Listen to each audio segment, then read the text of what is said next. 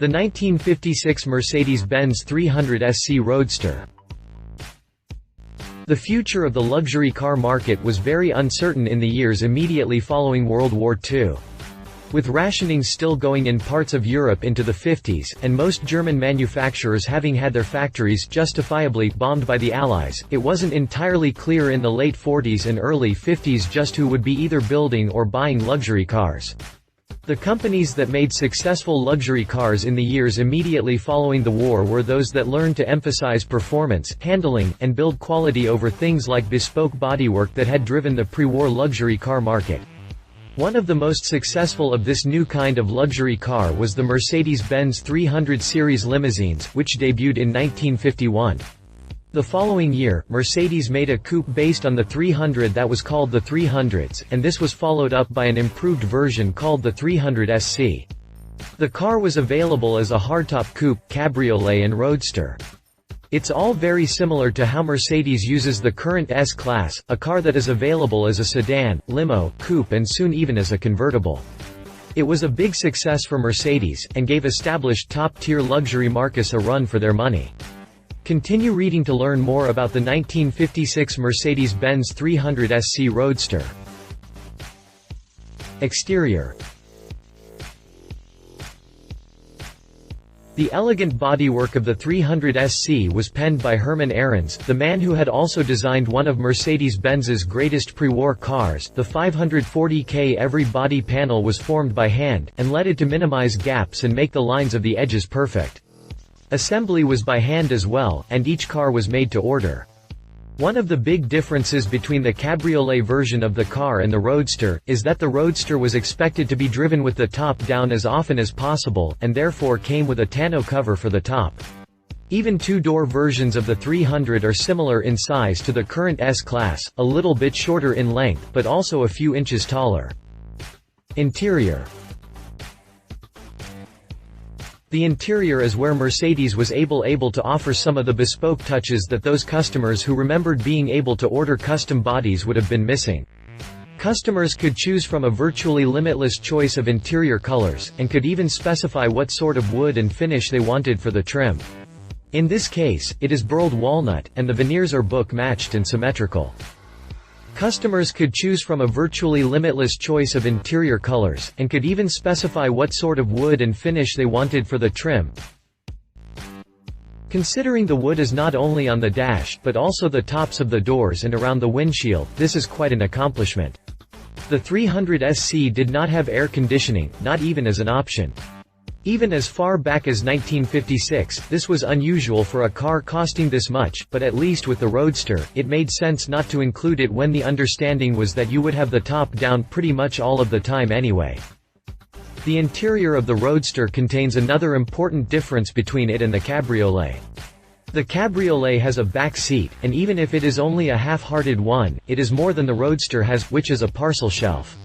For those 300 SC buyers that opted for the luggage matched to their interior luggage, as this one did, there are 2 extra pieces of luggage made to fit this shelf and go with the other 5 pieces that fit perfectly into the trunk. Drivetrain. It might come as a surprise that the 300 SC only had a 6-cylinder engine. At this point in history, although luxury carmakers had largely backed away from the 12 and 16-cylinder engines found in larger pre-war cars, 8 cylinders was still pretty much the norm. Rolls-Royce and Bentley were also using 6-cylinder engines at this point, but they were much bigger than the 3.0-liter power plant found in the Mercedes. But, what the 300 SC lacked in cylinders and/or displacement, it made up for in technology. This wasn't just any ordinary inline-6 found under the hood, it was a version of the same engine found in the 300 SL race car and later the road car. Early versions of the 300 series used carburetors, but by the time the 300 SC had debuted, it had switched to the same Bosch fuel injection found in the 300 SL, and power was up to 175 horsepower. That was enough power to keep up with the other big luxury cars of the day, and Mercedes designed the engine to be able to withstand being driven at top speed all day long, something that would still be impressive today. Prices. The 300 SC was not a cheap car in its day, and most of the 300 series cars that were ordered were of the four-door variety. The Roadster is the rarest of the body types offered, with just 53 units produced. This one was restored by Charles Brahms, a noted expert in 300 series Mercedes cars. These things, combined with the fact that the car has all of its original luggage, make this car exceptionally rare for a post-war Mercedes, and Auctions has estimated its value between $1.2 million and $1.4 million. At that price, it is even one of the more valuable 300 SC Roadsters in the world, with prices usually maxing out at just under $1 million. Competition. Rolls-Royce Silver Cloud.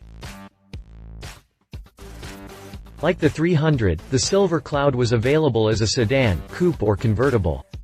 It also had an inline-six engine, but one area where it had a distinct advantage over the Mercedes was air conditioning, in that it had any at all. The Silver Cloud sold in staggeringly big numbers for a Rolls-Royce up to that point, especially given that the Bentley S series of cars were essentially just rebadged Silver Clouds. Elvis had one, and so did Frank Sinatra. They were the standard for all big luxury cars of the day. BMW 501. Nicknamed the Baroque Angel for the flowing lines of its bodywork, the 501 was the first car BMW built following World War II. It was also the first post-war German car to come with a V8, and BMW sold a lot of them. It was a more mainstream luxury car than the hand-built 300 SC, and the lower price tag meant less exclusivity. But, it was still a beautiful luxury car, and just what BMW needed to help it get back on its feet. Conclusion. It was cars like the 300 SC that showed the world that a well-designed and well-built car didn't need an entire custom body in order to be special. Production runs of just a dozen units weren't necessary for exclusivity in a global luxury car market either, and the fact that the current S-Class so closely mirrors the strategy behind the 300 series is a testament to how well planned out the car was, even so soon after the war. The 300 SC was an excellent car, and it's no wonder that Mercedes-Benz was able to evolve the idea so well over the years. Love it. Among the most valuable of post-war Mercedes-Benz cars, burled walnut trim was an excellent choice. Absolutely pristine condition. Leave it. No air conditioning and engine designed for a much smaller car. The same price would get you two cabriolets, and those aren't really that different. If you liked this video, please share your thoughts in the comments below and don't forget to hit the subscribe button.